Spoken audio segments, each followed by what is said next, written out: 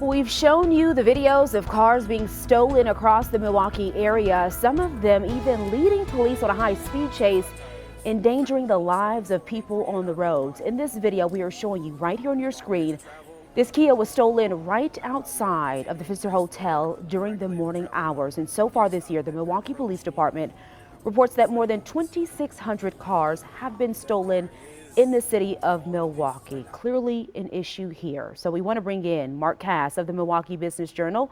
Mark, it's so good to see you. But not on these circumstances that we're talking about here. So stolen cars, of course, becoming a major problem in our area, and it's impacting businesses downtown. So I want to ask you this question. What are some of the steps that businesses are taking to try to help customers avoid this? Because I know if I'm a customer downtown, the last thing I want to worry about is my car being stolen.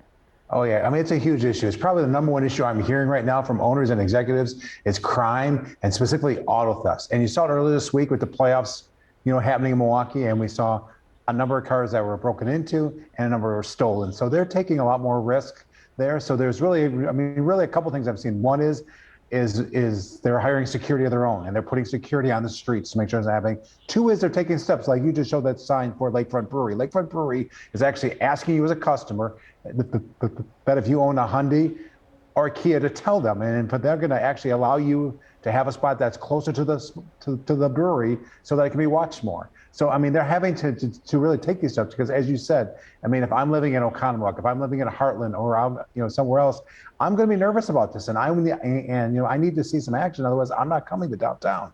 And then if you don't come to downtown, you don't spend money in downtown. So it's a big deal, and it's something that the police and the mayor and everybody really needs to address, or it's going to start hurting these areas a lot more. Yeah, you hate to see it happening, but glad people are doing something about it, Mark. So also want to switch to the housing market now. The Milwaukee area's housing market continues to be very hot. So what are some of the hottest communities when it comes to selling your home? Hot's probably an understatement. I mean, it's just crazy out there right now again. So, some of the hottest communities that we found were in Elm Grove and then also in the Menominee Falls, in Fox Point, probably not unexpected, out in Lake Country, areas that are really hot. But, I mean, Symone, it's just amazing some of the stories I'm hearing. I'm hearing of a condo that's actually not too far from me, up on the market for hours, had 16 showings, 6 offers, sold $60,000 over asking. Oh my God. It's just crazy out there now. So I mean, it is competitive. There aren't as many homes up for sale, yet there are people selling. So it's a great time to sell. The problem is if you sell your house, of course, then you got to go try to find a place to live, which is not easy. So it's a hot housing market still, and I don't think it's going to cool anytime soon. Yeah, speaking of housing market, unique apartment development was proposed this week for Milwaukee's east side to encourage a car-free lifestyle. I'm sure a lot of people are listening into that. So, Mark, what are some of its features? It sounds pretty cool. It is. It's something you don't see a lot of. It's, really not having any on-site spots for your cars. Really encouraging you to walk, to ride the bus, to ride the bikes, to use their cars. They're going to have a couple rental cars you can use if you need to. This is something we haven't seen a lot of in the Milwaukee area, but it is common in other cities where, there are other transit options. We don't have as many transit options here, but again, trying to lower the cost of the project, lower your rent there, of course, because now you're not paying for parking. And it's something really unique. And I think you're going to see this more and more over the next few years as these people look for alternates from cars. It's just something I think is pretty cool. Okay, Mark, we talked about the Bucks at the top of this newscast here. Good. Of course, playoffs happening in Milwaukee. What's the economic impact that we are seeing around town now? It's big. I think all of us remember what happened kind of last year, the huge crowds we had down there.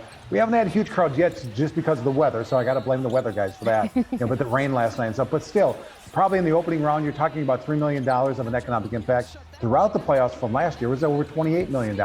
So this has a dramatic impact. If you look at the restaurants, you look at the stores, you look at everything around the arena, but even throughout the area. It's just activity, it's energy, it's spending money. And there is nobody who needs that more right now than all those restaurants and retailers who've had a hard couple of years. So I think you're going to see that more. Hopefully they'll win this series. Hopefully they'll advance far, because the farther they advance, the more money they spend. And I'm going to add this real quickly about Chicago. Having Chicago in this series has been great.